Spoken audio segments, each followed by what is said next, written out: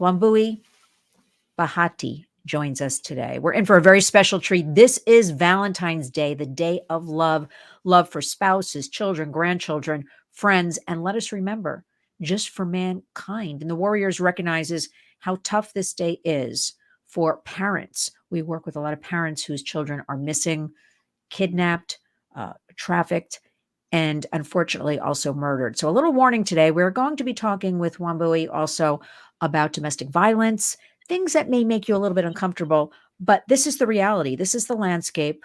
We're in 2024. It's time to deal with all of this and to showcase strong women doing wonderful work, putting themselves out there to help all of us understand what is going on, what continues to go on for decades now, years, and still affects women, girls, all people, men and boys also. So we're going to be real today, know what we're talking about.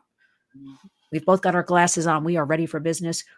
Wambui, thank you for joining us. You are a captivating performer and author. I took this straight from your website, I admit, with over 50 years experience. And I think that in and of itself should be celebrated. Experience in theater and public speaking. We're going to talk about all of that. You're a survivor of mental illness and domestic abuse. You're a mom, grandma. Wambui uses her life lessons and wisdom to inspire and motivate others through her powerful performances. And it is an honor to speak with you today, right here, Wambui, on The Warriors. So welcome, welcome, welcome to The Warriors. Thank you, Lynn. It is an honor to be here with you today, and all of the things that you're doing. You're just so inspiring, and just we need more people like you as well. Well, thank you. But I can't do my job without you. So, you know, let me just remind before we start talking, because once I start with you, I know I'll never stop. Let's give out the website. The website is, let me spell it for everybody. Wambui, Wambui dash Bahati. Or it can just be, the easier way is wambui.com. It's also so just Wambui. there's wambui.com. You'll go right there as well. Even easier. Let's jump right in. It's your story to tell. Okay. Where do you want to start? Well, I say let's always start at the beginning. And then we'll so I was born in Greensboro, North Carolina in 1950 during Jim Crow. And my mother was a domestic. My father worked for the U.S. Post Office. I remember my mother making 25 cents an hour, and my father was an alcoholic. And so the money was always tight. So, but we look back on those years. I look back on those years now, and they were some of the best. I have some of the best memories. And you say, well, how can you do that when you know, Jim Crow and your mother was making 25 cents and your father, but we didn't know. I guess we didn't know. And we were just told, just keep going forward, just keep going forward. And so that's what we did. We just moved. There were a lot of places where of course, in Jim Crow, where you were not welcome. And I think my brother and I get a good laugh over the fact that we couldn't go in the front door of the movie theater, but my father would take us to the movies once a year. And my brother and I always laugh at the fact that the one movie he took us to was a movie called White Christmas. And so we would go the irony. See that movie, but we had to sit up in the balcony. The schools were totally segregated. And that's just, I accepted that as just how it was. And so we didn't beat ourselves up, or you know, we took what we had and we made the best of it. And church, of course, was our community meeting ground. Everybody in our community were our parents, because I just realized somebody was talking about their babysitter, and I love babysitting for my grandchildren. That's my greatest joy now, is babysitting. I never had a babysitter. When I talk to my brothers and sisters, we can't think of a babysitter. We looked after each other. Yes. And I remember one day my mother asked me to stay home from school. I was like in 4th grade, so that I could watch my younger brother, who was a baby. And that was a big deal, because for me, I didn't like missing days of school. I wanted to be there, and they always had a certificate for you. And so that was a big deal for her to ask me to stay home so that I could babysit my younger brother. And like I said, my father was an alcoholic, so the money he squandered, we don't know what happened to the money. Um, there were times you never knew when you're going to come home and the lights were going to be out, and you never knew what food might be there. We did have a garden, so that helped a lot. And my mother just was amazing, and she just made it work. And she would say, "We're going to have pancakes for the next 2 days," and she made it sound like it was special. You know, it was like, "Whoa, we're going to have pancakes for 2 days in a row, breakfast, lunch, and dinner. We're having pancakes." And so we all had these. I think we all have these, and everybody in my family has a great sense of humor because it allowed us to laugh at the situation as opposed to see it as something that was dark. We'd find the humor. We were told to find the humor in whatever was going on. And so when I fell in love with acting, there was at my school they had acting, and my first introduction to that was my sister said, she had this monologue, and she said, "You want to do this monologue in the school talent show?" And I went, "No, I don't want to do a monologue in the school talent show." She said, "It's funny. You can make it funny." And so it was something about the county fair. And so my sister taught me that monologue, and I went and I did it in the talent show. And it was funny, and I had so much fun doing it. I don't think I won, but I started to feel more comfortable on stage than I felt off stage. And from then on, every chance I could get to be on stage, I just wanted to be on the stage. And a friend of mine who recently passed, named Kenneth, was my age, and we would do theater in our backyards. And anytime we could get together, make up a story, whatever, we put it on. We had a comedy team called, my birth name, I'll talk about that in a little, is Washington. So we were Washington and Wirch. And I read in a magazine when I was 16 years old about a school up in New York City where you could go and just study acting all day long. You didn't have to take any math. You just took acting. And I decided I wanted to go to that school. So I wrote them a letter, and they sent me the application. And it was a very long and involved application. And I remember the day when I was sending it back, I saw the small print that said, "Please send $100 with your application." We're talking about 1968. And so I thought my dreams were going to go up in smoke. And I tried to convince my parents and to give me $100, which was a lot. That was like a whole week's. Oh, that was 2 weeks' pay for my father. Right. And my mother was not having it. And then one day, after going back and forth for about 2 weeks, my mother came home, and she was, I didn't like how she gave it to me, but I wanted her to say, "Here, dear, I borrowed this money for you so that you could," but she said, here's your $100. Now I don't want to hear any more about it." I was like, but I wanted to believe that she did that because she believed in me. That's how I see it. But she gave me the money. I sent in the application, and then I had to go audition. That was the first time I left the Carolinas, was to go to Washington, D.C. to audition for this school. And then I got accepted into the school, but it was so expensive, it didn't matter anyway. And then I was prepared to join my sister, who was at Howard University at the time. So I was just going to join her. And the day before I left, I received a telegram. And the telegram said, "Dear Ms. Washington," stop. You know, the telegrams would say stop. The essence of the telegram was, due to the death of Dr. Martin Luther King Jr., he was assassinated the year I graduated, and the unrest on our campus, we are bringing in more minorities into our program. Congratulations. You have been awarded a Dr. Martin Luther King Jr. grant to New York University. And that is how I got to New York University. Wow. And it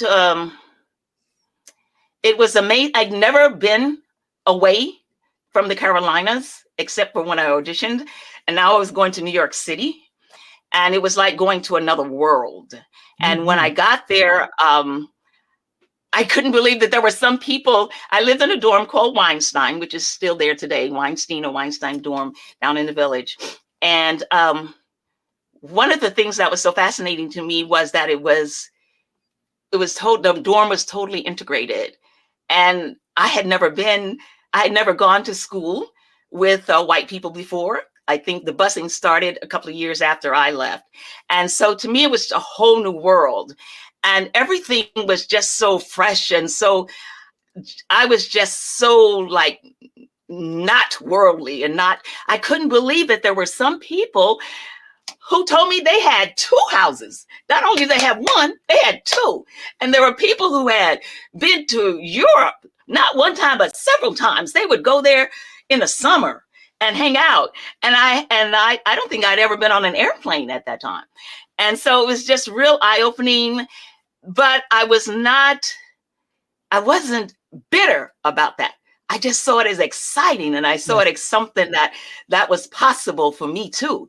And I know when I first went to NYU, I was very into matching. Everything had to match.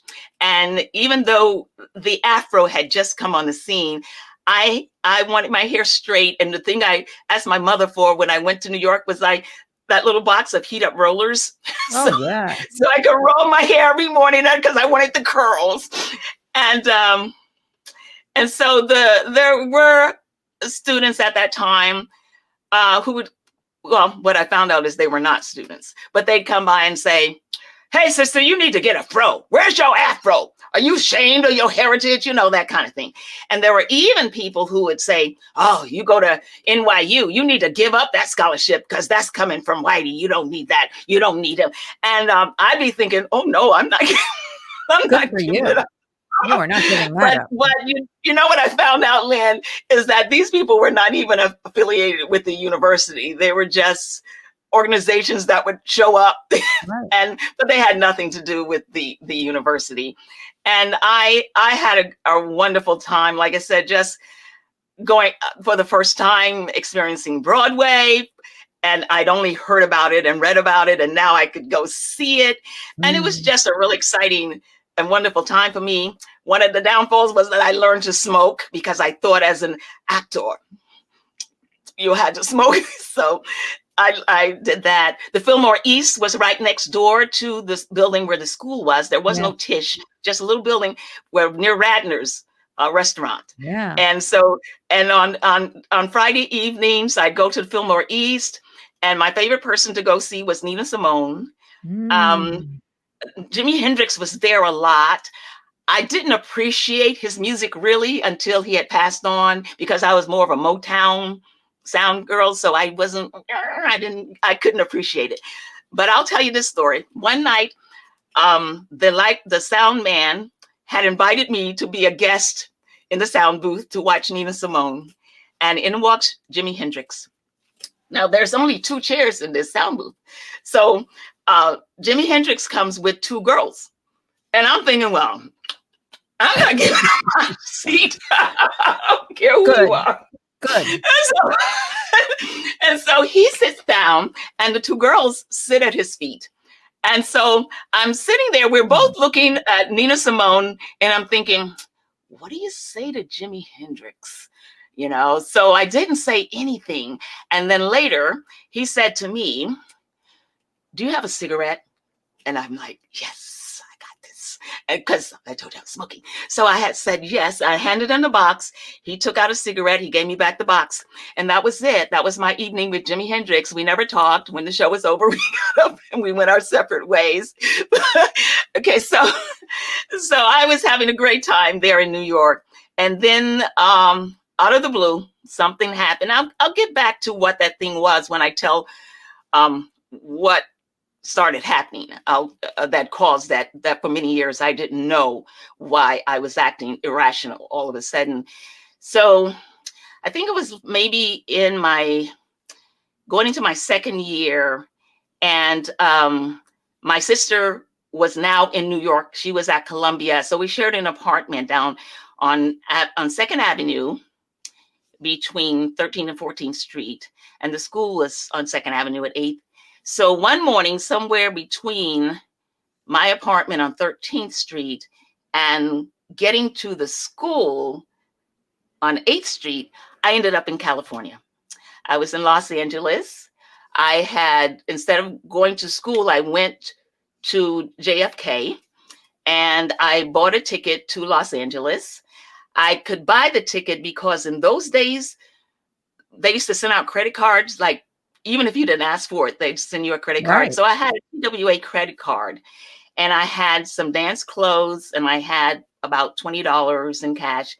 And I just went there and I said, I want to go to Los Angeles. And this was way before 9/11, so things were a lot easier. Nobody questioned anything.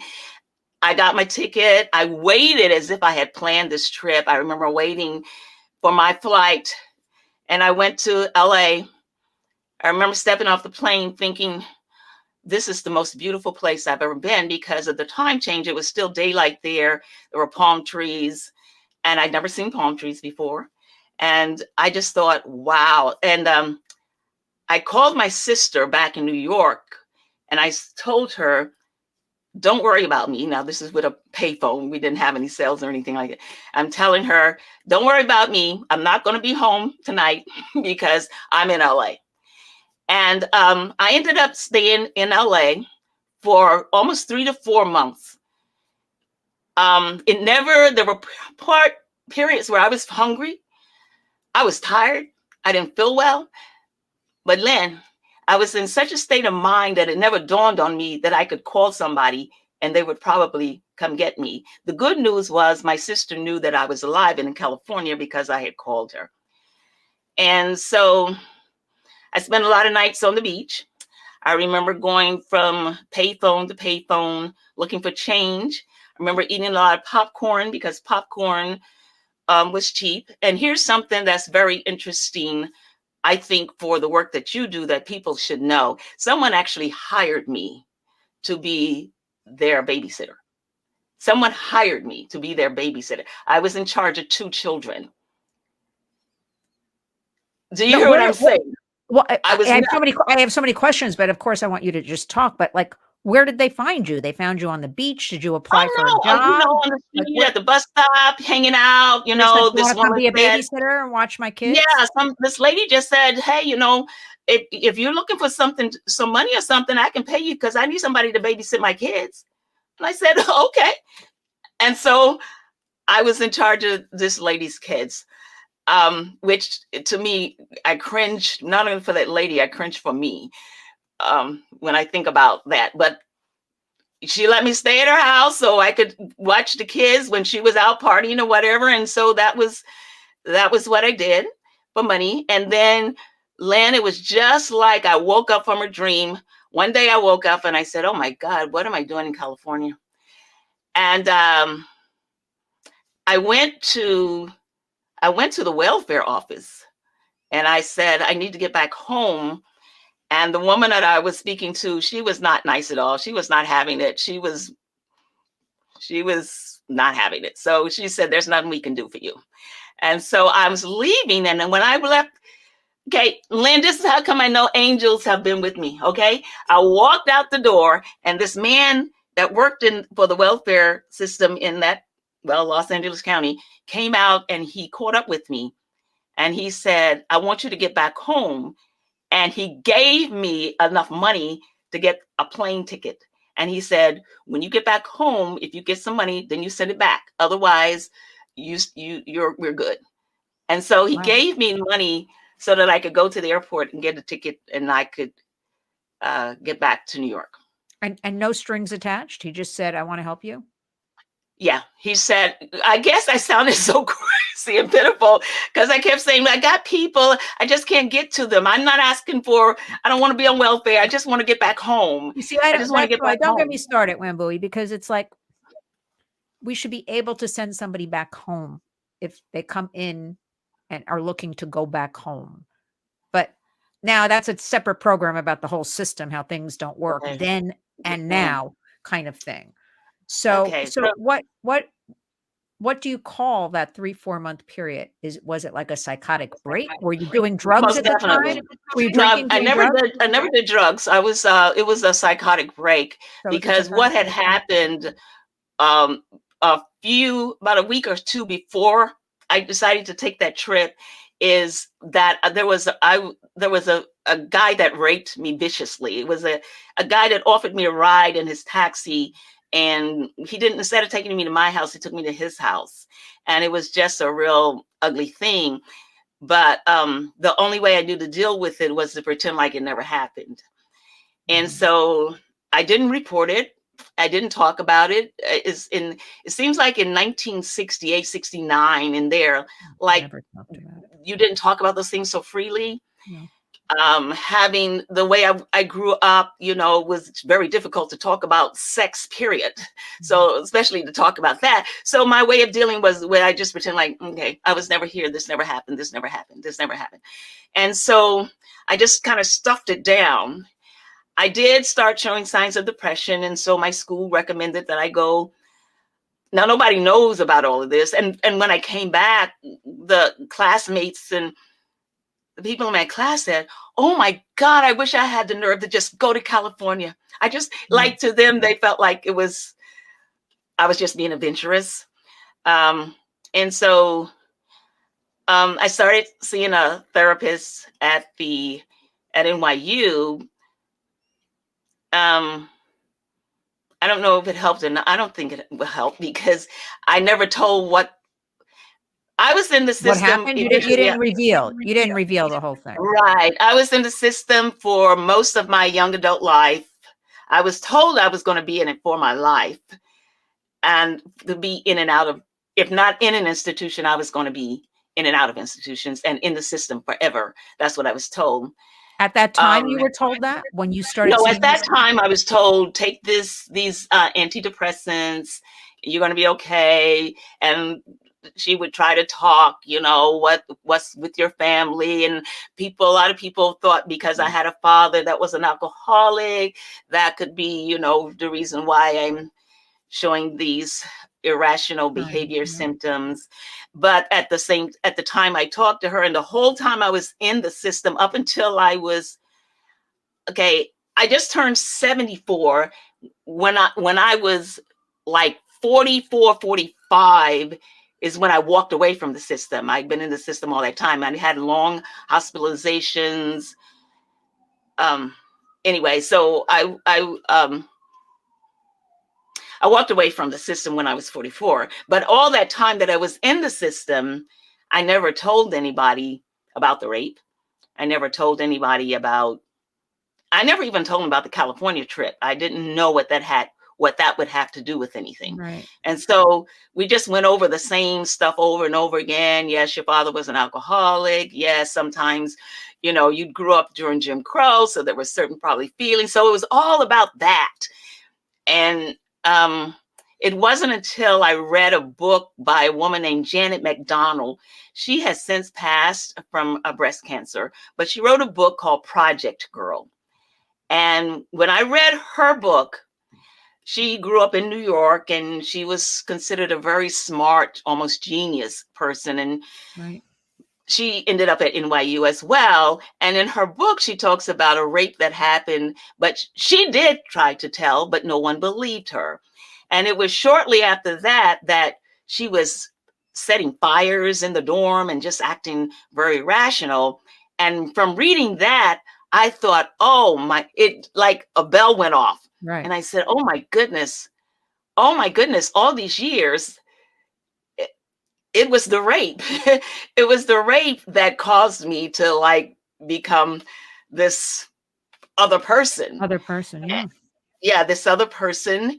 And I don't know if I was angry. I would get angry. That's when I was diagnosed later on with bipolar, you name it. I would just get angry, and I didn't know why I would be so angry at everyone. I could be nice to you one minute, then the next minute I'm just really angry. And I know now I was internalizing yes that I hadn't dealt with that anger that I That felt from the trauma. rape. So I was That just getting trauma. angry, a lot of people. And I went on and I had a wonderful theater career, though. I mean, I lived for the theater. If I I don't could know. make Wait a minute. it Let me jump in here. I don't You've done so much stuff. First of all, I'm gonna take you back just for a little okay, levity. okay, okay. You know what I always resented? So I'm 63 Mm-hmm. and I grew up in New Jersey, but right outside of New York City. So, Mm-hmm. we would come to the city a lot and come shopping. So, I consider myself a New Yorker almost my entire Okay. life. Mm-hmm. And I did come here in 1979. So, right after high school. Mm-hmm. Now, you know what? I always resented white people trying to have afros. I'm just gonna Oh. throw that in there. I'm like, "Why Mm-hmm. are these?"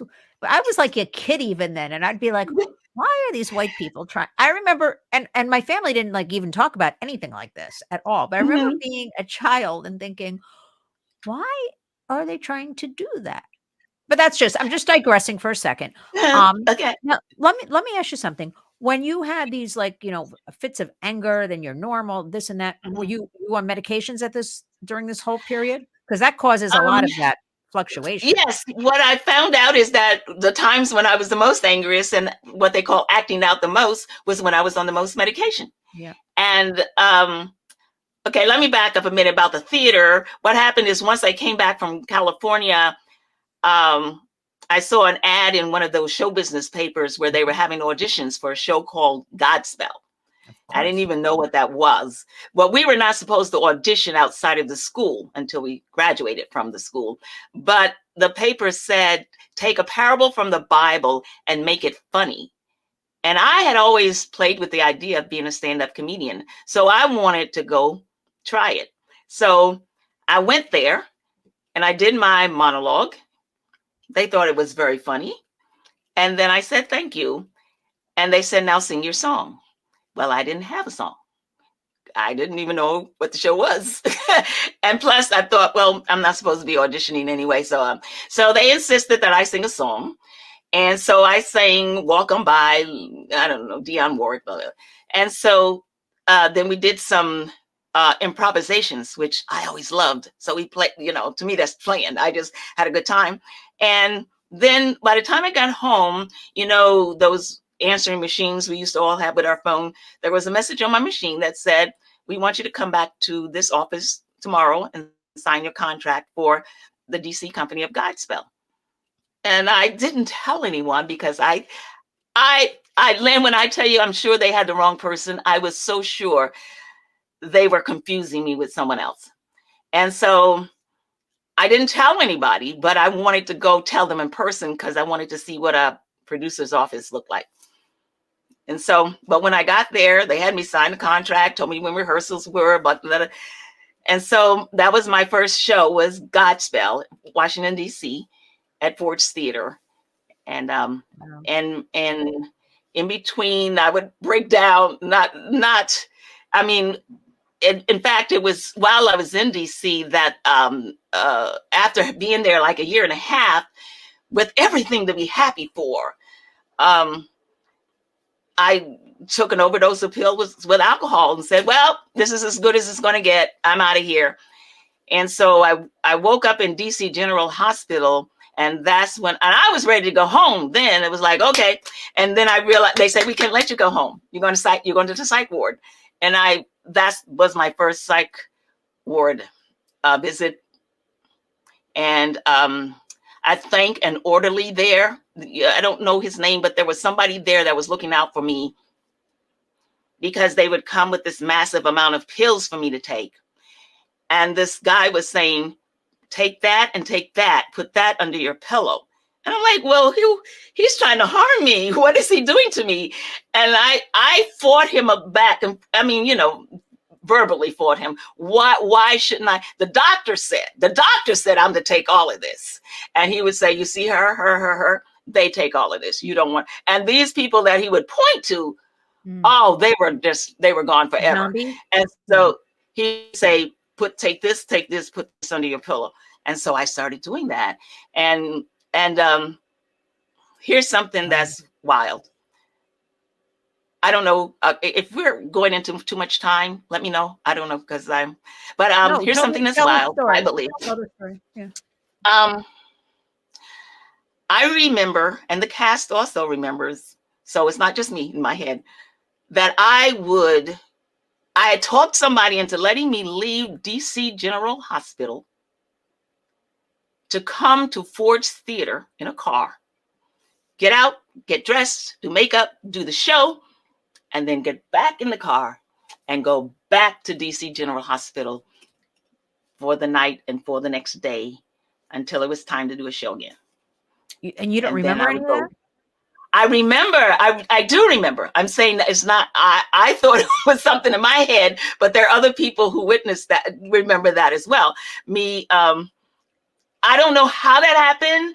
I don't know what I had to say. I don't know if somebody at the show said something. I don't know, but somebody would pick me up from the hospital, the psych ward, take me to Ford's Theater, and I would do the show. Unbelievable. They usually don't let you And I out of a was psych ward. and Yeah. I was so happy to do the show. And then To I'd go perform. back, and then they wanted to put me in halfway house, but Right. I refused to go there. So shortly after that, I left. But it was a good time because it was a lot of these kind of rock gospel musics were happening at that time. Yes. And there was Two Gentlemen of Verona and different. So that's how my theater life was. But in between the shows and all of that, life was like, oh, I was just living to get to the stage. I just wanted to hear my cue. No, you're a That's how I was performer living. through and through. The minute I met you, didn't even know you. I just heard you talk and your presence, and I'm like, this is a performer. Before I knew anything about you, not looking online, nothing. Mm-hmm.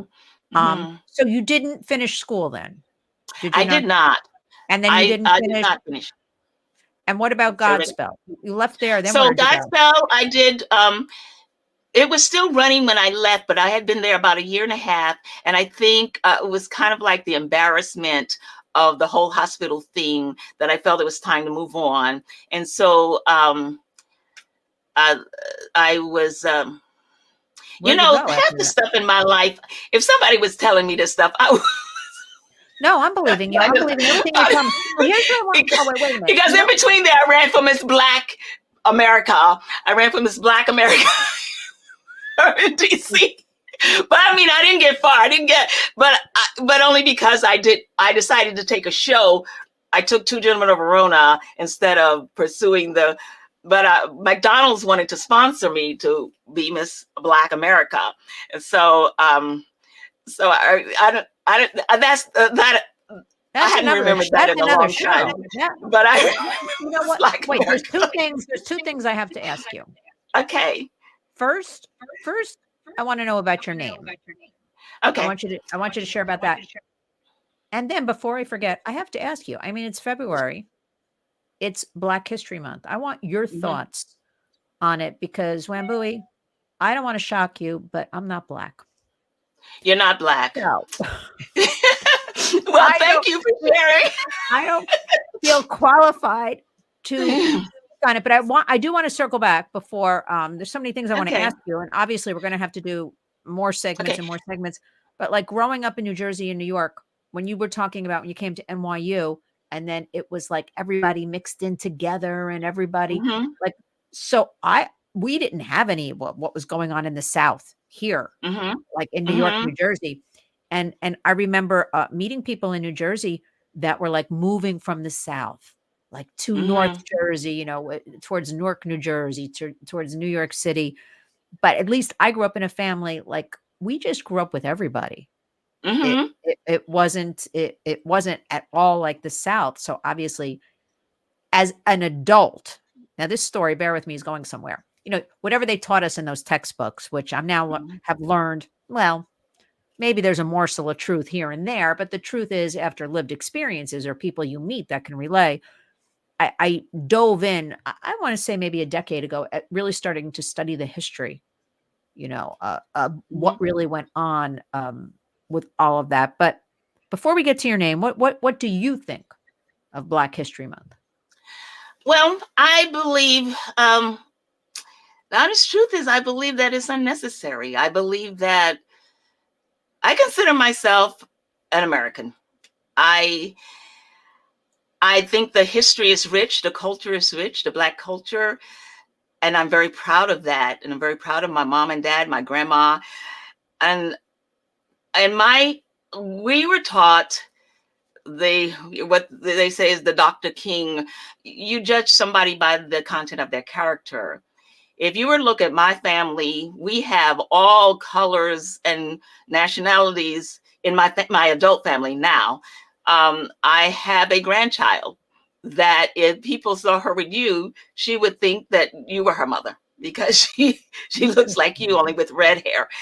And I can't buy into the I think I threw away my race card. It's like, unless I really, really need it one day.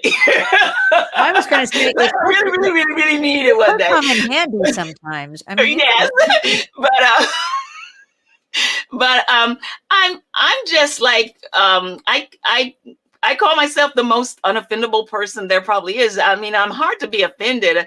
I feel like if you say something to me that's really ugly and negative, what does that say about you? And if I know that those things don't really apply to me, then I'm not gonna be upset about it. I don't think there's anything. I mean, you can N-word me all day long. I don't know what that's supposed to do. It's like, not me. And so yeah. I'm not.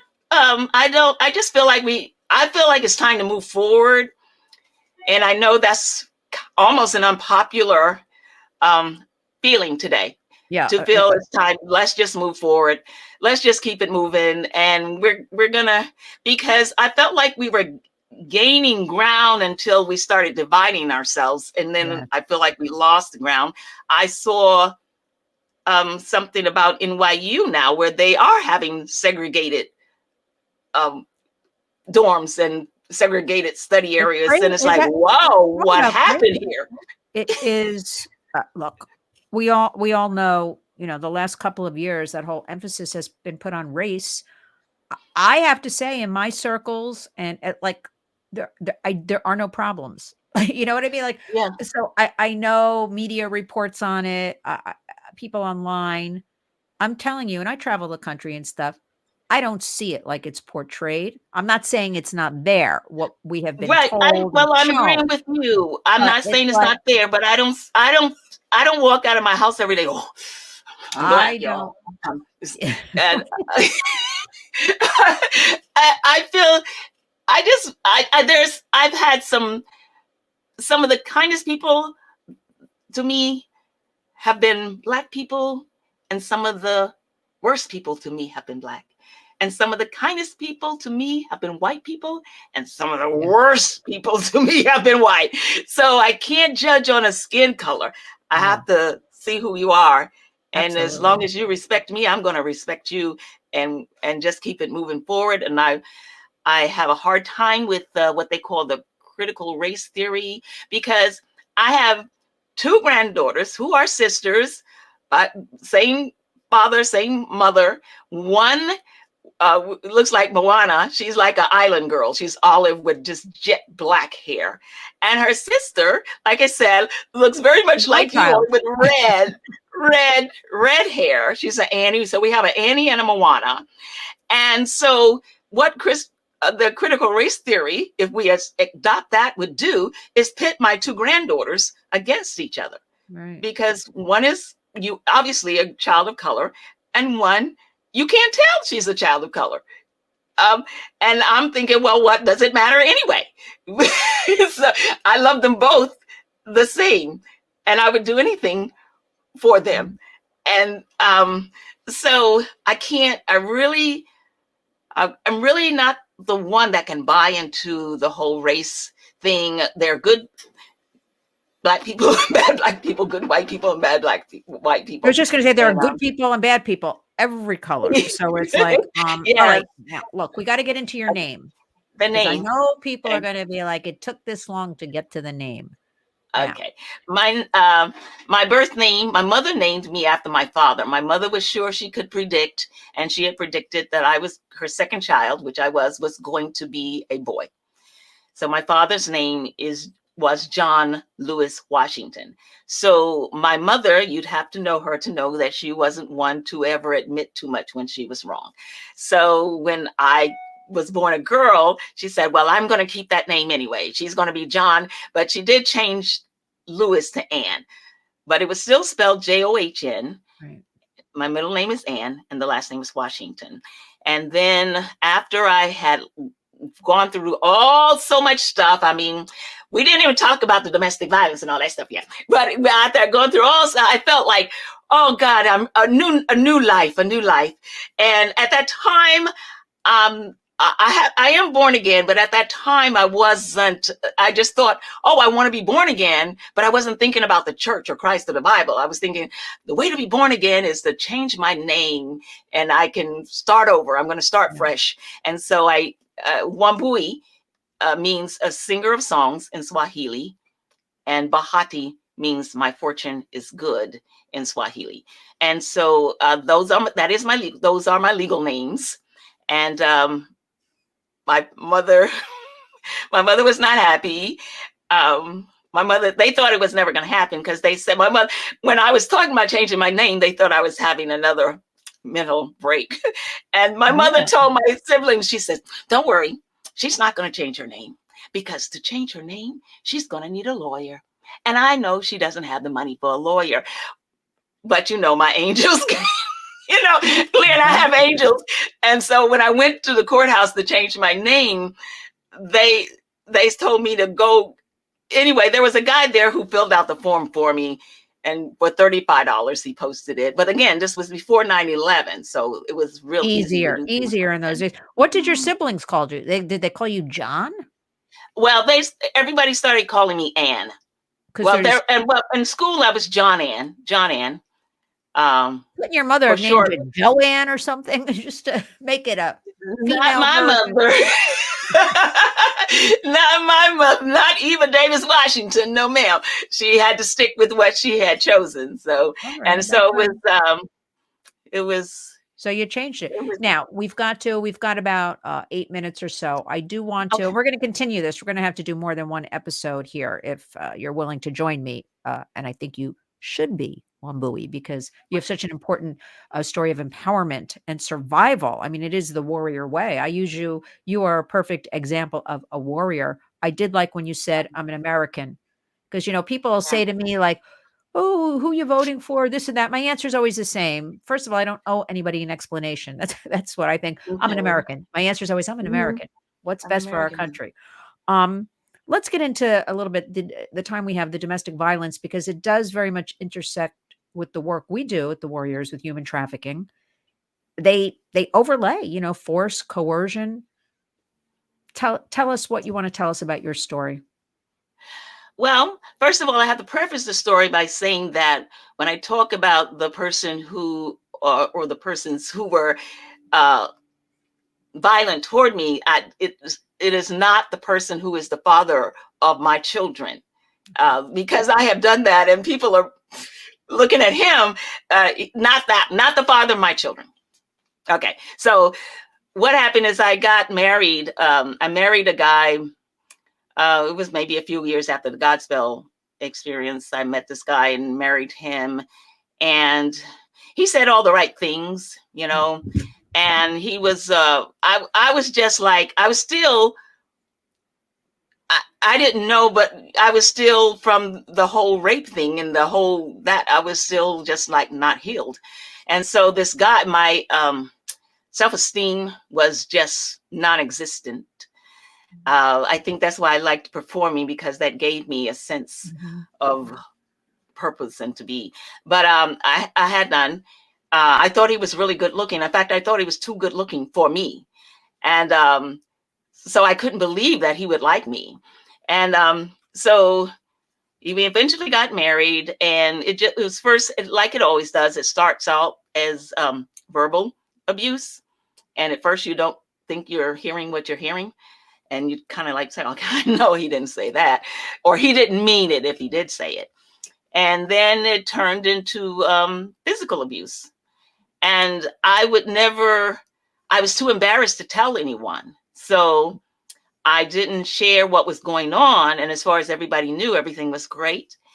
Okay, I'm trying to condense the story a little bit. So eventually, well, I was the one that was working. Okay, so I was doing shows, and basically he did not work. And to me, that did not matter. So I left town on purpose. I really wanted to go out of town with a show so I could get away from him. And so I went out of town. The Manhattan Plaza apartments. I guess it's okay to say that. Yeah, the Manhattan Plaza apartments. I was one of the first people who lived there. In fact, when I went there to get my apartment, I was like, no, not that one, not that one. Just so I had an apartment there, and I moved him into my apartment at Manhattan Plaza. So I was sending money back to him. I didn't care. I was on the road. I was doing good. I just felt good to be away from him. And so then all of a sudden, one day he shows up on the road, and I'm thinking, I know he was coming, and it wasn't a good feeling. It wasn't happy. He had contacted the producers of the show and convinced them that it would be a great surprise for me if they could help him to come to the road, which couldn't have been farther from the truth, and was one of his manipulation tactics. And so the producers actually brought him on the road to me, thinking, this is what your husband is here. And I wanted to cry. And so it was right then that I decided, okay, whatever happens, I'm just when this show is over, I'm going to get my stuff and I'm out of there. And so when I went to do that, all of my stuff was gone. When I went to the apartment, there was nothing in the apartment that was mine. My clothes, and on the road, how you just buy clothes and send them home, nothing was there. And so there was nothing to do but file for divorce. And so I did. And I left, and I was, where was I living? I was living somewhere else. And it didn't dawn on me till almost a year, Lynn, wait a minute, that's my apartment. And I went back to the Manhattan Plaza trying to say, wait, this is my apartment. And they said, but you were legally married. We can't get him out. You can come back. And I said, but he was abusive. They said, well, where are the reports? And that's when I realized, and that's what I tell all the young ladies and men today, you got to leave a paper trail.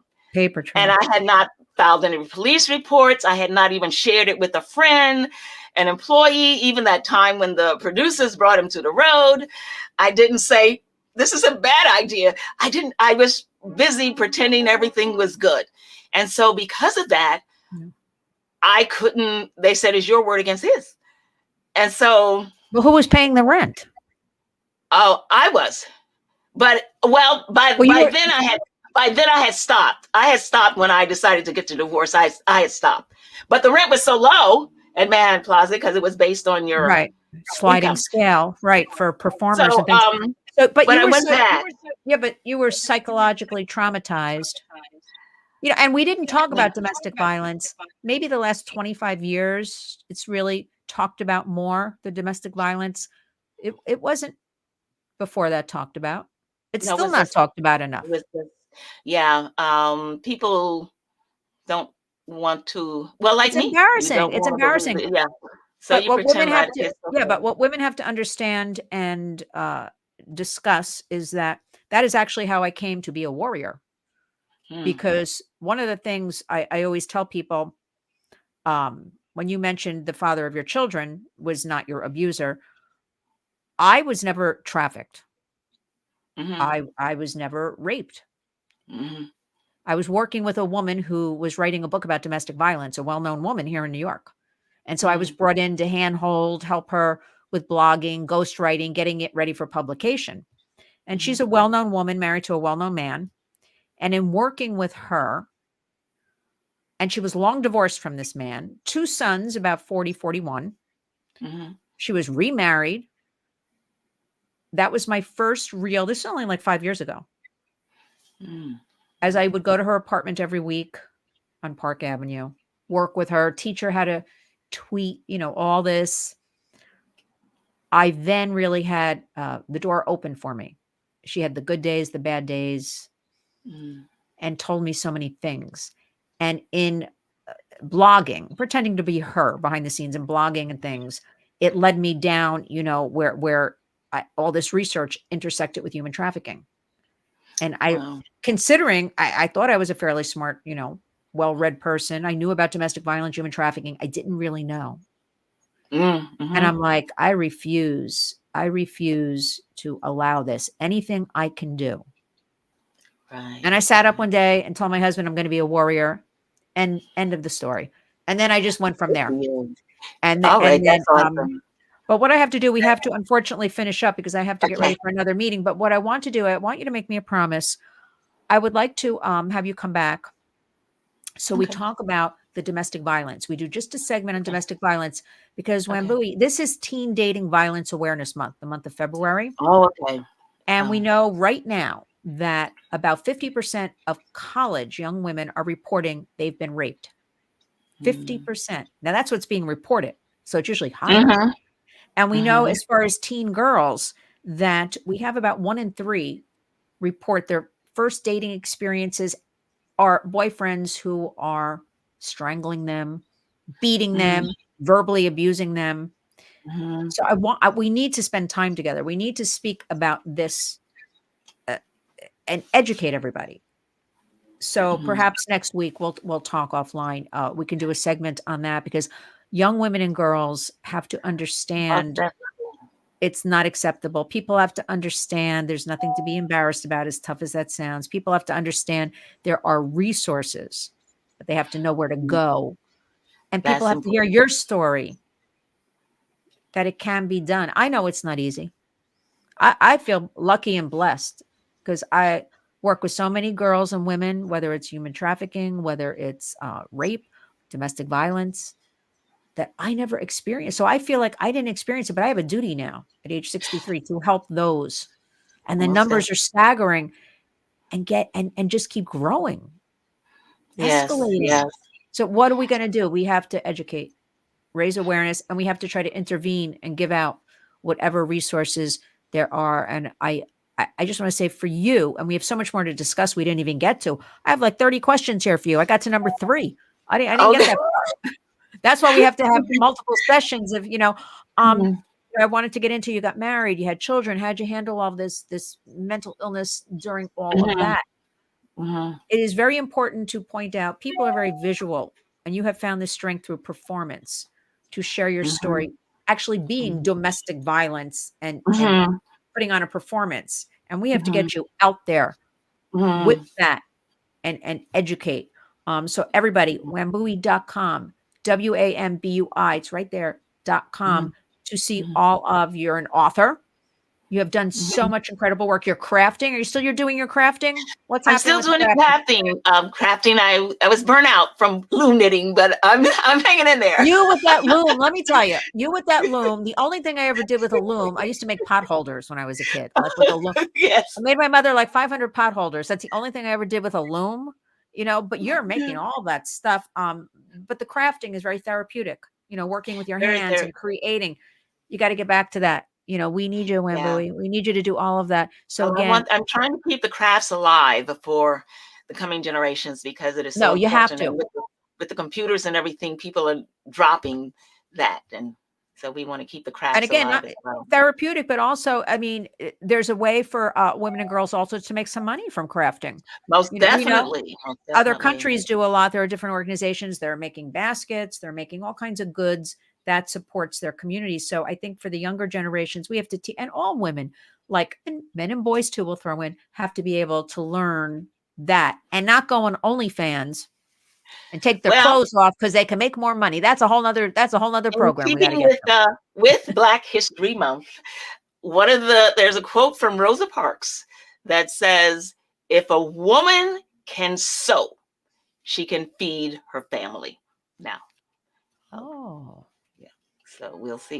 Yeah. I'm going to put that quote out later and attribute it to you. So Oh, promise me you'll come back because we have a lot more. I told you I only got to question 3. I got 30 questions. okay. Finish us off with some final words for today on this Valentine's Day, day of love, love for mankind, womankind. I love A day you. of I am love. thankful. It I is. am thankful for you. I feel like it was meant to be that we have met Yes. you. You have so much to Thank you. share. Get back to Yes. that loom, okay? What do you want to share Yes. with us? Final words. That is, it is just so much easier to love than it is to hate and remember things that make you angry. Just think about the things that make you feel good and that make you happy, and focus on those things. Yeah, that's what Those I are the would say. greatest final words for today, to be continued. Wambui, you are one of the biggest warriors I know. Thank you for taking the time. Thank you for joining me today. Again, all will be continued. I want everybody urging you, as soon as we're finished, website, wambui.com. You have no excuse to look at all the wonderful material. Wambui's available. She'll come to your school, your organization. She'll come put on a performance for you. So we're going to get all into that in future episodes. We love you dearly. We love you I madly. love you. Thank you And so thank you very for much. You've sharing been the day. so, We you're will, so kind. You're such a kind woman. I've met as you, are or not you. on camera, but I've met her in person. And I want to say to all of the Lynn people who watch her, she's kind. She is not just something she does because she's a warrior and so she turns on this switch. I'm a warrior now. She's a truly Yeah. kind person, and I love her for that. Thank you. Oh, Okay. those are the greatest Now we words can I've go. heard so far today. So we will continue now. Go out and have a beautiful day. The sun is out. Go out for a walk. Be a little cold, but put a jacket on. Go out and be with nature, because I'm going out to a meeting and I've got a little walking to do. Um, Again, we love you. Happy Valentine's Day. Thank you. Let's talk Peace out. soon.